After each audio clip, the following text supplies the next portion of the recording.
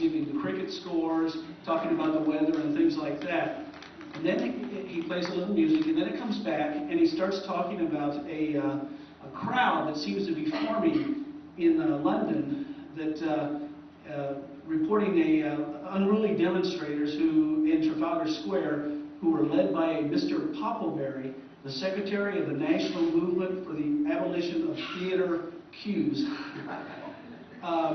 He then goes back, after he announces that this is happening, he shifts back to music and more scores and things like that. Then it starts jumping back increasingly that this group is becoming unruly, and they now are attacking birds on the St. James Park Lake. And then a man comes by who apparently is coming to the BBC for an interview, and they capture him, they kill him, they basically burn him alive, and he's announcing all this as this goes on. And then it continues to escalate until finally this crowd is rushing through, they're attacking Parliament, they're getting out mortars, they start bombing Big Ben, and at one point he announces that because of all of this happening, Greenwich time will not be given this evening by Big Ben, but will be given from Edinburgh on Uncle Leslie's watch. And he's doing all of this in this crisp English accent with a slight Scottish brogue, telling it very straightforward and so on. And then ultimately it ends up with him hanging the transport secretary from a lamppost. He then closes the broadcast, goes home, and it's only after that that they find out that they've been getting all of these calls, people having, fainting and things like that. No armies were called out or anything like that. But the theory is that John Houseman was in the UK somewhere around the time that this was happening. But they say that he left the UK before then, but it also made the New York Times and was reported there and so on. And some people had thought that maybe Wells and Koch and so on had gotten sort of the idea, or something along this line, from maybe this particular broadcast. But anyway, moving on, what I want to do is kind of do this in a little bit of a timeline. Of course, in 1938 was when the panic broadcast took place. And then by 1946, as it was beginning to kind of flow into the everyday with people being aware of Martians invading and so on, Bob Clampett created a cartoon called Kitty Corner, in which he utilizes just a little bit of the concept around the Mars broadcast. We got a good, okay, so we'll go ahead and play this. I'm not going to play the whole thing, but let me turn this on.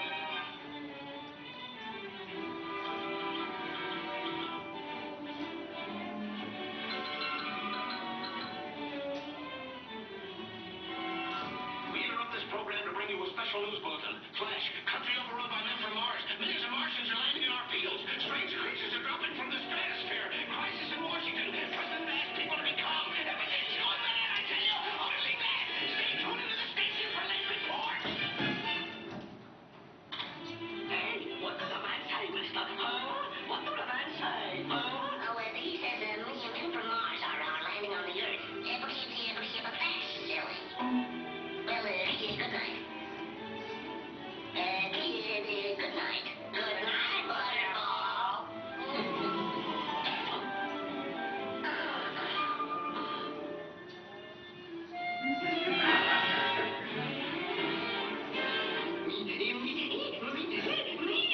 from Mars! Look us up in there.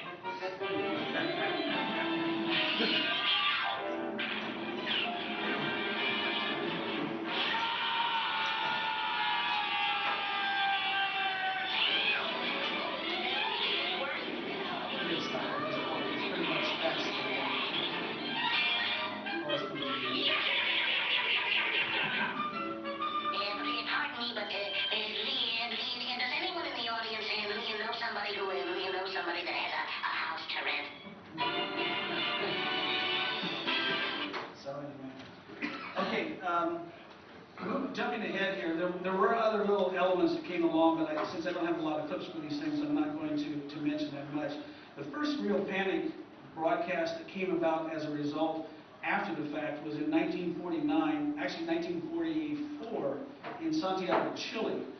There was a redo of the World of Worlds. It was actually based on a script written by an American who in fact was living down there and actually had been a radio scriptwriter.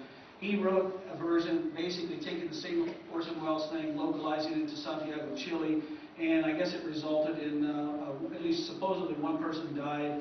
The army was called out, running around trying to figure out where the Martians were, and so on. Then in 1949, in Quito, Ecuador, once more, a series of guys got together and they did the same basic type of a thing. But there's the interesting thing about that was that as they broadcast this and the armies were being called out, people were starting to panic and so on. Ultimately, once the people began to realize what was going on and that it was the station that was doing this, they actually stormed the station and they started throwing basically fire bombs at the station, set it on fire, burned the whole. It was the news department. It was a newspaper department as well as a radio station, and they burnt the whole thing down. I think 12 people died, mostly from the fire. I did have a clip, but I'm not going to play it right now. It was just, if you guys listen, anybody listens to NPR, sometime back, NPR, there's a program called Radio Lab, and they did a thing on War of the Worlds, and they actually interviewed the daughter of, I guess, the last man out of the building, and she kind of explained how he got all burned up and stuff like that. So, but there's no actual broadcast of that actually exists, unfortunately. Moving forward then, it began to move into the movies and so on. George Powell made his movie in 1953, and Lux Radio did a presentation in 1955, basically all based around the new George Powell version. Most of you are aware, in 1957, Studio One did a broadcast called The Night America Trembled. I do have a clip of that, but again, because we're short on time, I want to jump ahead here for a minute. How many people are familiar with the Studio One Night America Trembled? Have you ever seen that? Okay, maybe I should show a piece of that. Okay. Yeah. Yes, Edward R. Murrow was involved with that. It was the premiere episode of, I think, the second to last season of the series. And it was basically fictional news coverage also of the broadcast. Westinghouse Studio One.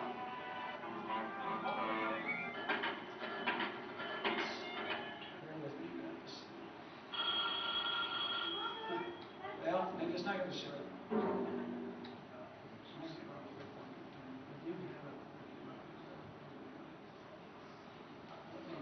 Since we're up to the 1950s, when they were planning to do Invasion of the Body Snatchers, the producer of the film wrote to Wells and his agent and actually proposed a number of times with different scripts to have Orson Welles introduce the film, mentioning War of the Worlds and do the narration. They went back and forth, tossed dollar signs. The shorter the scripts, the sentence or two less, the less the money it was.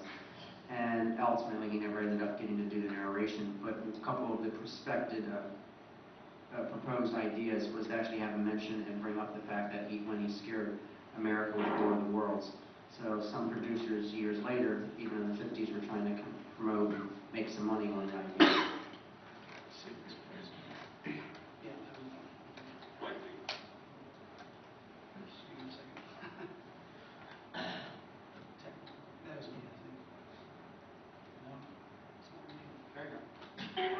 Out of the vision of America's most advanced engineers, out of the widest kind of experience in electrical. You can see it now.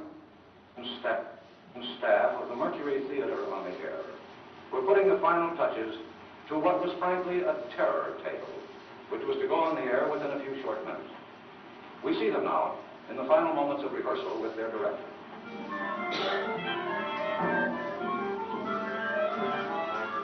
Actually, I'm going to skip ahead a little bit here to when they actually begin the broadcast, because this carries on and jumps around to people at home. It shows people at home and getting ready to go out and things like that. So let me just skip ahead here to.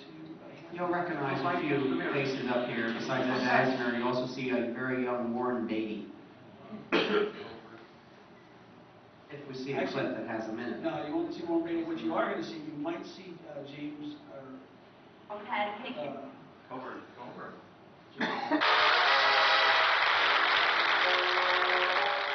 See,